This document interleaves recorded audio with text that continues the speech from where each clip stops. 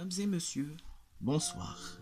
Ravi de vous retrouver dans cette vidéo pour vous présenter le cours de physique mécanique ondes de Julien Bock et de Pierre Morel des éditions Hermann de la collection Méthode. Voilà donc l'ouvrage mécanique et ondes. Voilà donc. L'ouvrage contient donc des chapitres: la mécanique des particules, le champ de force, les systèmes de particules, l'oscillateur harmonique, la propagation des ondes et l'optique géométrique, avec bien entendu des annexes mathématiques. Voilà l'ouvrage. Voilà la table des matières.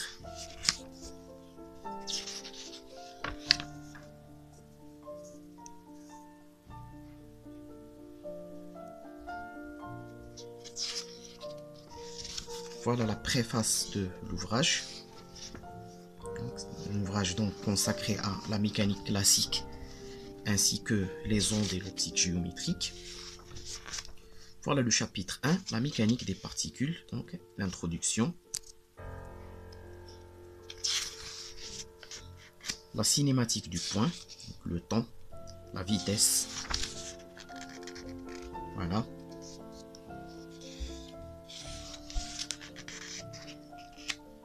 Mobile animé d'un mouvement circulaire uniforme, l'accélération et la généralisation à l'espace à 3 dimensions. La notion d'hodographe et l'accélération sur une trajectoire circulaire. Voilà.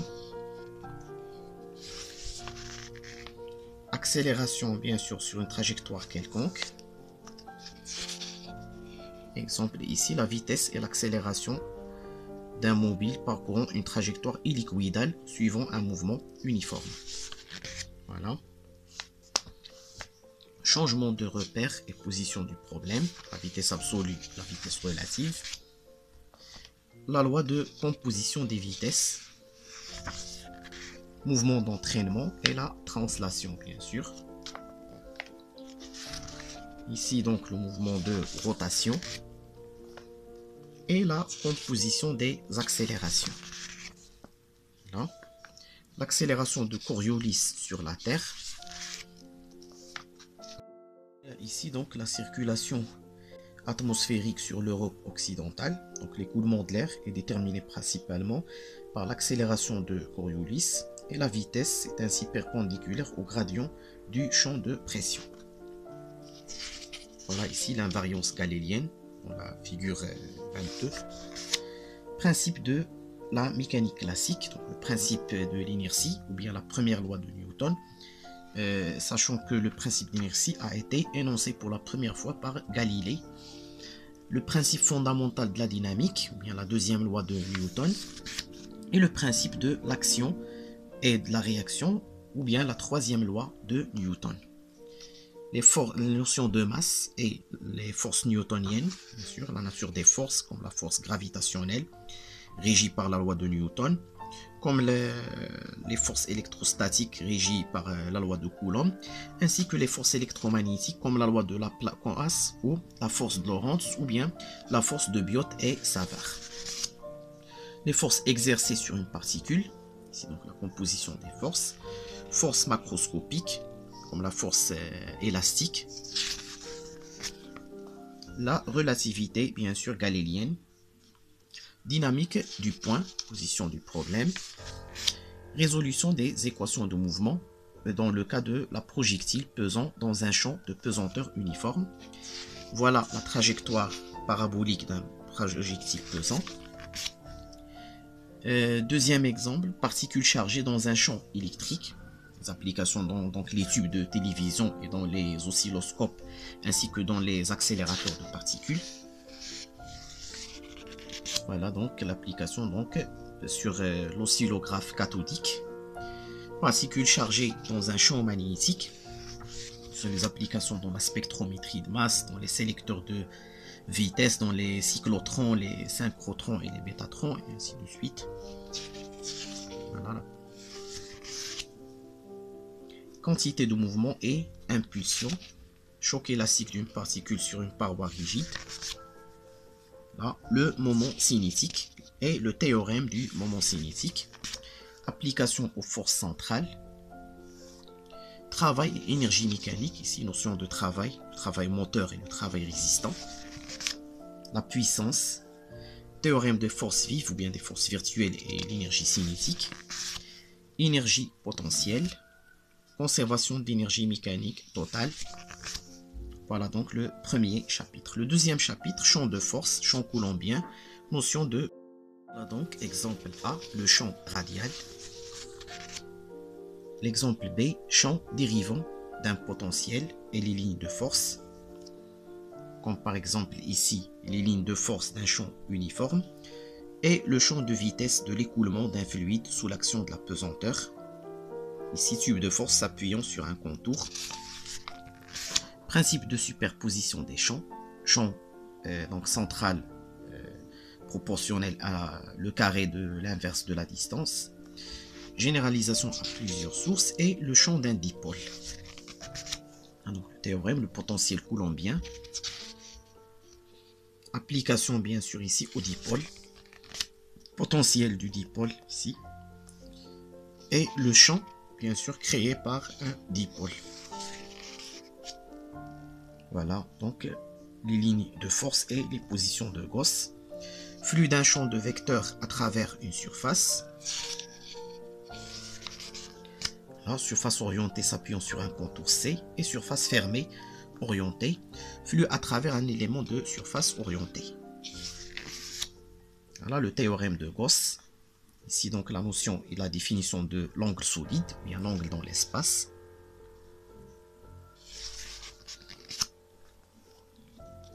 Ici, angle solide géométrique sur lequel une voit une sphère, donc par exemple la Lune vue de la Terre. Champ coulombien créé par une distribution de charges uniformément répartie sur une sphère. Ici la divergence, donc le flux sortant d'un élément de volume parallélépipédique.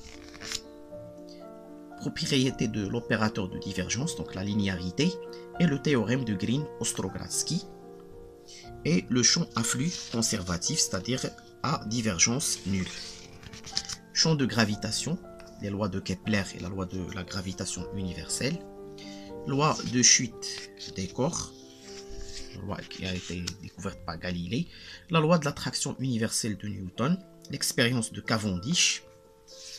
Et le champ de pesanteur terrestre, bien sûr, champ créé par une planète immobile. Champ de gravitation d'une sphère homogène. Graphe de l'accélération de la pesanteur en fonction de la distance au centre de la Terre pour une sphère homogène. Effet de la rotation diurne. Accélération gravitationnelle et pesanteur apparente. Mouvement des planètes et des satellites. Voilà. Vitesse de satellisation et orbite. Vitesse de libération. Champ d'orbite. Voilà ici donc le transfert de l'orbite circulaire gamma 1 à l'orbite circulaire gamma 2. Et l'état d'apesanteur. Donc, comme vous voyez, la mécanique classique donc est la base de l'astronautique moderne, c'est-à-dire la propulsion des fusées, la libération des satellites et la satellisation. Ici donc le système de particules, dynamique générale des systèmes, bilan des forces, le théorème de quantité de mouvement, ici le schéma de principe d'une fusée véronique, le mouvement de la fusée, l'accélération d'une fusée sur un rail horizontal, voilà. Le centre de masse,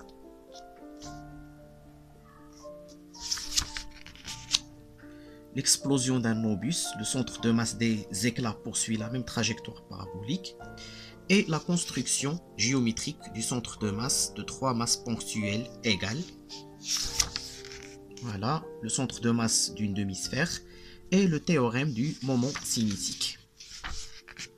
Complément mathématique sur les champs de moment, ici, mouvement autour du centre de masse, ou bien le repère barycentrique. Un mouvement dans un champ de pesanteur uniforme et l'approximation du point matériel. énergie mécanique d'un système, donc l'énergie cinétique, énergie potentielle extérieure, énergie potentielle interne, énergie gravitationnelle d'une étoile homogène, donc comme exemple ou bien comme application, conservation de l'énergie totale et la dynamique du solide. Ici donc la définition d'un système solide et le repère relié au solide, moment cinétique d'un solide en rotation et solide tournant autour d'un axe fixe. Solide tournant autour d'un axe de symétrie. Calcul des moments d'inertie. Voilà, le moment d'inertie d'une barre homogène, d'une haltère ici. Moment d'inertie d'un disque homogène par rapport à son axe. Calcul du moment d'inertie d'une sphère homogène par rapport à son diamètre. Ici, le théorème de Huygens des moments d'inertie et exemple de résolution des équations de mouvement. Billes roulant sans glisser sur un plan incliné. Voilà. Et le gyroscope.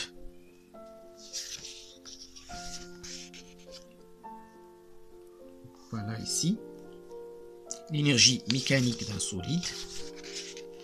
Travail des forces extérieures et la statique du solide. Ici donc la suspension d'une barre pesante par l'intermédiaire de poulies, position quelconque et B, position d'équilibre. Il faut noter bien sûr que le gyroscope joue un rôle très important dans le guidage et dans le contrôle des trajectoires des fusées et des missiles. Système de 2 particules, système à 2 corps et masse réduite. Donc les systèmes à n particules jouent un rôle donc très important dans la mécanique céleste et dans la prédiction bien sûr des planètes comme celle de Uranus par Gall, l'astronome allemand, et de Neptune par l'astronome William Herschel, et qui a été bien sûr observé en 1846 par le grand astronome français le Verrier. Choc de 2 particules ici et la conservation de la quantité de mouvement. Voilà donc collision de 2 particules et la zone d'interaction. Repère du centre de masse et la conservation de l'énergie. Voilà choc inélastique de 2 véhicules. Le choc et la fission nucléaire de l'uranium U235 par un neutron, choc élastique. Collision de 2 particules dans le repère du centre de masse, par exemple les boules de billard. Et la mesure de la masse du neutron, bien sûr, la fameuse expérience de Chadwick, le découvreur du neutron. Le choc inélastique, ici donc l'application pour le pendule balistique. Ici la théorie cinétique des gaz, notamment les grandeurs moyennes et l'équation d'état et la distribution de vitesse de Maxwell des molécules d'un gaz. Ici l'oscillateur harmonique, donc oscillateur non amorti et l'équation de mouvement vibratoire. Exemple d'oscillateur, le pendule simple et le pendule de torsion ainsi que l'oscillateur vertical et le circuit électrique LC oscillant. L'oscillateur acoustique, voilà, c'est le résonateur de Helmholtz. L'énergie de vibration pour le pendule simple, le pendule de torsion et le circuit LC. L'amortissement et les processus dissipatifs. Voilà. Oscillateur amorti. Donc les cas de l'amortissement faible, critique et le régime apériodique. Les oscillations forcées, phénomène de résonance. Voilà pour l'amplitude et la phase. La condition de résonance pour la haute fréquence et la basse fréquence. Et l'absorption d'énergie par un oscillateur harmonique. L'oscillateur harmonique couplé.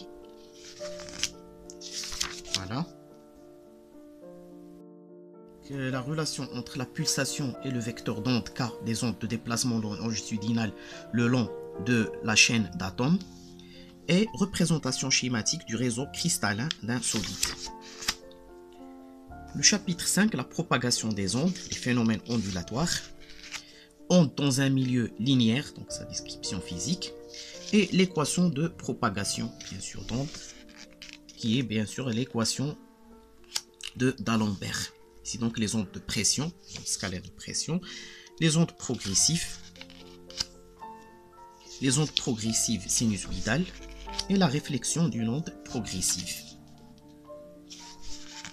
Voilà, les ondes stationnaires ici. et le mode de vibration d'un milieu borné.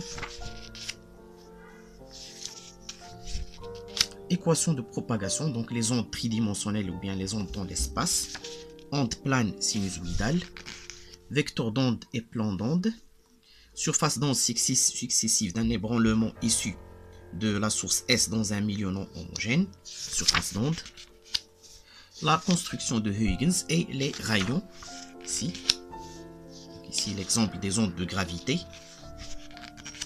voilà. La réflexion et la réfraction, ici donc les lois de réflexion et les lois de réfraction donc de Snell-Descartes, et le principe de Fermat, le principe fondamental de l'optique géométrique.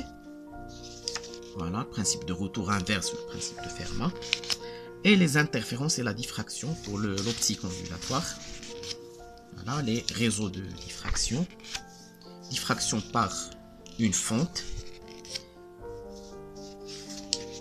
Voilà. Théorie élémentaire de l'effet Doppler, ici la propagation à partir d'une source mobile. Le chapitre 6, l'optique géométrique, principe et approximation de l'optique géométrique. Vitesse de propagation de la lumière. Les lois de Descartes et les lois de Kepler pour la réfraction. Notion du chemin optique. Et les systèmes stigmatiques. Les images, conditions du stigmatisme parfait. Cas d'une image virtuelle. Et les surfaces stigmatiques par réflexion.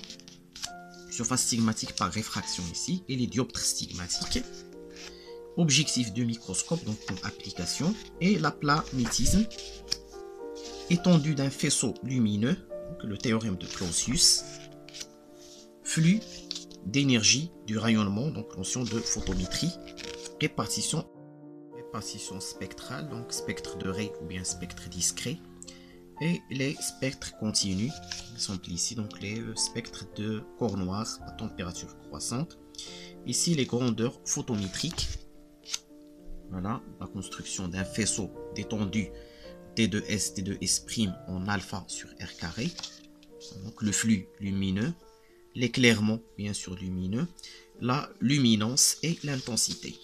Le flux lumineux donc, est mesuré en watts ou bien en lumens.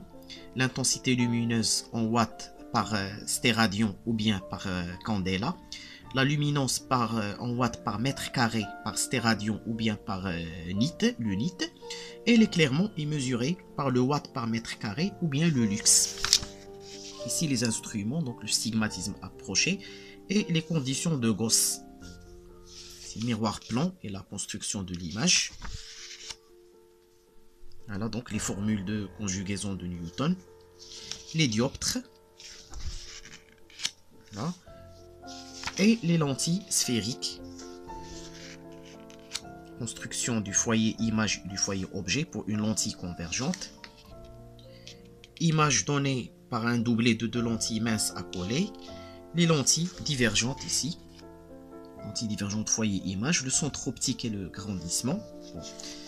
Image d'un objet perpendiculaire à l'axe et la relation de conjugaison de Newton, et il existe aussi les relations de Descartes. Instruments d'optique, ici donc le télescope de Newton, le télescope de Cassegrain et le télescope de Grégory. La lunette astronomique ou bien le téléobjectif photographique. Pouvoir séparateur des instruments en rapport avec les aberrations géométriques, les aberrations chromatiques et les aberrations dues à la diffraction pour le cas d'un objet lointain et pour le cas d'un objet proche, donc le télescope et le microscope. Voilà, construction pour déterminer le pouvoir séparateur du microscope. Nous arrivons à la fin de l'ouvrage. Voilà donc les annexes mathématiques, dérivation et intégration, dérivée d'une fonction d'une variable, notation différentielle, différentiel d'un produit et d'une somme, dérivée ou différentiel de fonctions composées, l'intégration, ici, principe de l'intégration de Riemann. Voilà. Tableau des primitives élémentaires, changement de variable d'intégration et intégration par partie, intégrale curviligne. L'annexe B, algèbre vectorielle, définition, opération élémentaire, Voilà donc multiplication par un scalaire. la somme vectorielle pour des vecteurs opposés, principe de l'addition vectorielle et la différence de deux vecteurs, composante d'un vecteur, bien sûr, suivant trois axes rectangulaires, produit scalaire, ici le théorème de la projection, le produit scalaire, expression du produit scalaire en coordonnées cartésiennes, application à la trigonométrie sphérique, produit vectoriel, orientation d'un trièdre, construction du produit vectoriel, voilà, autre construction du produit vectoriel, et aussi la distributivité du produit vectoriel sur l'addition vectorielle, ainsi que celle du produit scalaire sur l'addition vectorielle, coordonnées cartésiennes du produit vectoriel et le produit mixte. Dérivation vectorielle, règle de dérivation, intégration d'une fonction vectorielle. L'annexe C, différenciation totale et gradient, donc différenciation totale d'une fonction de plusieurs variables. Voilà. Opérateur dérivé partiel, ici les fonctions et leur différenciation totale. Le gradient, définition de gradient d'une fonction de points. Propriété du gradient, voilà, propriété géométrique. Coordonnées polaires, cylindriques et sphériques, voilà les coordonnées polaires. Déplacements infinitésimaux de M, les coordonnées cylindriques et les coordonnées sphériques. Représentation de l'espace en coordonnées sphériques. Déplacements infinitésimaux dans le plan méridien de M. Voilà. Déplacement infinitésimal le long du cercle parallèle contenant M. Les nombres complexes, l'annexe E, donc la définition, l'addition et la multiplication des nombres complexes, le module, l'argument et la formule de Moivre. Voilà les limites des fonctions complexes. Représentation géométrique des nombres complexes. Image de la somme et image du produit. Représentation complexe des fonctions sinusoïdales en électricité ainsi qu'en vibration et ondes. Voilà la fin de l'ouvrage, les tables de constantes, les index. C'est un ouvrage très intéressant de 316 pages. Merci de votre attention et attendez-nous dans une nouvelle vidéo pour vous présenter un nouvel ouvrage. Merci et à bientôt.